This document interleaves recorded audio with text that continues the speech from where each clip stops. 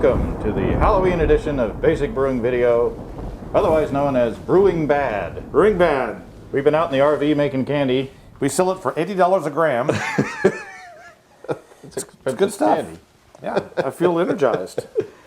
So this is, we got some hazardous material here. Yeah. We're going to talk about making sour beers today.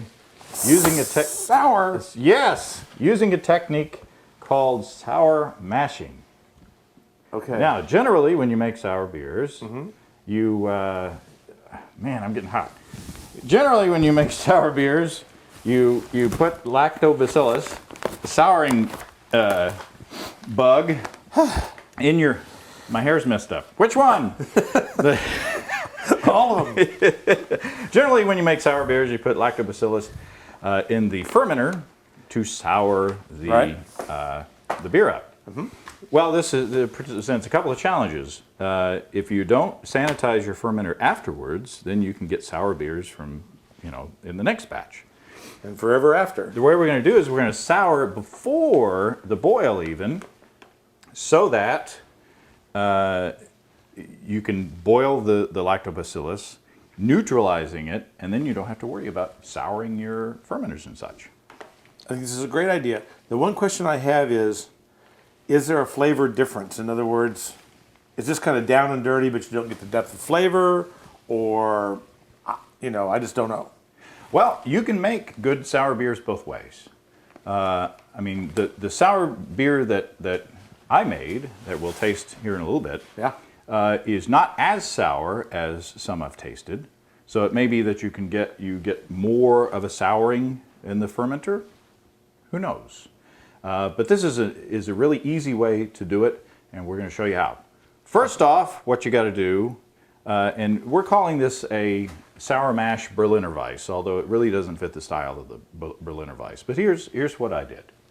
I took 1.5 pounds of two-row and 1.5 pounds of malted wheat, and then I put that into 6 quarts of 160 degree Fahrenheit water, and that brought me up to a mash temperature of 152 degrees Fahrenheit, and I mashed for 60 minutes. So this is, up until now, it's a normal beer. Yeah. And to keep that mash temperature, I set my electric smoker to 150 degrees Fahrenheit and stuck the mash tun, or my kettle, in there, and that held the mash temperature for that hour. Okay, you got me so far? Yep. So now what we need to do is we need to cool it down to a temperature that is good for the souring bugs. So what I did was I added 3 quarts of cool water to the mash to bring the temperature down to 120 degrees Fahrenheit. So now what you're going to do is you're going to add your lactobacillus. Now, malted grain, has lactobacillus on it. Right. So we added 8 ounces of two-row, unground, unmilled, into the mash, stirred it around, and then we flooded the top with carbon dioxide because the lactobacillus is it's anaerobic, so it works without oxygen. So then I set my smoker for 110 degrees Fahrenheit and put the kettle back in there and left it in there for 48 hours. This mash I've left it in there for 72 hours, so it's been souring for longer than that. Now in this mash tun, we have 8 ounces of malted wheat, 4 ounces of malted rye, and 1.5 pounds of two-row, with the 8 ounces of two-row after the mash for souring, for lacto. So is it still technically souring at this moment? In other words, you haven't brought it to a boil to kill anything. Right. Okay. Yeah, theoretically it would continue to sour. So I'm interested to see if it's more sour than the 48-hour version. Oh, and I have to mention, we had an extended conversation about this with Sean Coates on Basic Brewing Radio podcast. So go in the archives and listen to that. And thanks to Sean for all his help and the confidence to do this, because I was kind of scared to do it before. So now we have a treat for him too, if he wants. Just in case. Just look for that plain manila envelope with no return address. So here, now Steve has not seen this. No. And I have to say, after 24 hours, when you check your sour mash after it's been in there at like 110 degrees, it's going to be scary. Pretty funky? It's going to be scary. This is the Halloween part of the show, right? That's right. Now, here we go. Now, if you look in there, it's got some stuff floating on the top. Oh, God. You need to waft it. No, I'm not wafting anything. You waft your own damn... Excuse me. Oh. Now, Woo, that's nasty. it smells pretty powerful, doesn't it? Yeah. I think that's your latex gloves. Now, That just really, when you took the lid off, it was just like a cloud. Yeah. I felt like I was at AHA. crop dusting. Now, I'm going to ask you to be brave. No, no. Come on, Oh, get your spoon get my, oh. and just taste some of the clear part over here. That funky looking part, I think, is probably a pellicle, and we're going to scrape that off before we pursue it further. Come on, you can do it.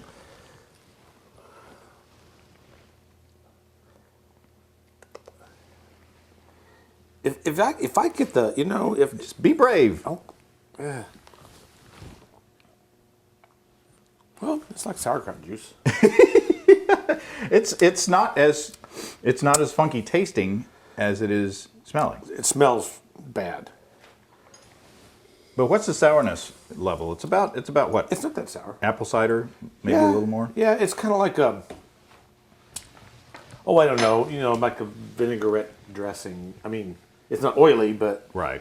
it's not terribly sour. But it's tart. Yeah, It's nice and tart. yeah. So now what we're going to do, and we may shed these things are hot, so we may, you may want to use that this. during this next phase.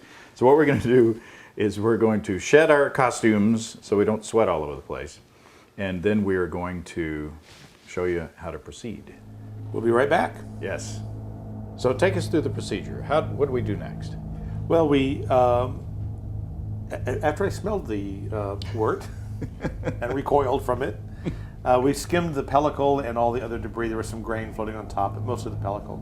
We skimmed that off kind of the best we could, and we transferred the wort and all of the grain into a bag, so a brew in the bag system, and then we lifted the bag out, got all the wort squeezed out of it, so we had all the wort that we could collect. And you're a brave man for enduring that. It was, well, I had my hazmat suit on. No, you didn't. Oh, I didn't. Right. Anyway, so then we got our little tester, and we checked the volume. With That's our my dipstick? Dipstick. I couldn't get that word. So we got the dipstick out, checked the volume. We hit the 2-gallon mark. That's what we wanted. And so we proceeded to boil for 15 minutes, raised it up to a boil, added 1/4 of an ounce of Hallertauer hops. After the boil, 15 minutes, short boil. And then we cooled it down first with a water bath to just knock the heat off, and then we chilled it down to pitching temperature with ice. We transferred it to our fermentation vessel, pitched a packet of USO5, and there you have it. There you have it. We aerated as well with our little whiskey thing that, not whiskey, but whisk thing that you've seen on the show before. So, I mean, very similar to the procedure that I did for this batch right here. And what a simple brew day. Yeah, very simple. Yeah. Now, why don't we taste it? Let's do. I'm anxious to try that. And of course, James challenged me to come up with a dish for this, so I was thinking blue meth. Blue meth. It's a pretty beer. That's what they all say. Oh, it is pretty. It's nice and, oh, well, mine's a little more cloudy than yours. Yeah, well, you got cheers. the cookie. Cheers. This is a higher gravity beer than a real Berliner Weisse would be. And I would think that the carbonation would be a bit higher in a real Berliner Weisse.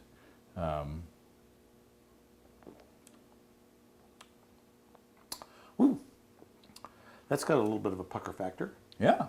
There's almost a little bready nose to it. But then it's a nice, refreshing beer. I think the tartness level, probably, and this is the 48-hour sour mash. The pucker level would probably be a little past apple cider, maybe. Yeah. Not as much as apple vinegar, but a little past apple cider. It's pretty acidic. Mm-hmm. I have no enamel left on my teeth. Now, in Germany, in Berlin, if you get a Berliner Weisse, it is a very low gravity beer. It's like 2% alcohol, I think. Yeah. And they don't serve it like this. They serve it with either, I believe, a raspberry or a Woodruff syrup. That's right. That they put in there with it. So you never get a naked Berliner Weisse. So I wonder, pairing, I think there's a blue raspberry Jolly Rancher. Instead of raspberry syrup, we have the blue raspberry Jolly Rancher. Go ahead, try it. Oh, I don't know. Okay. This just seems so cheap to me. That's what we're all about. Because we can't actually get raspberry syrup, so we just get a Jolly Rancher and suck on that for a while. This is America, folks.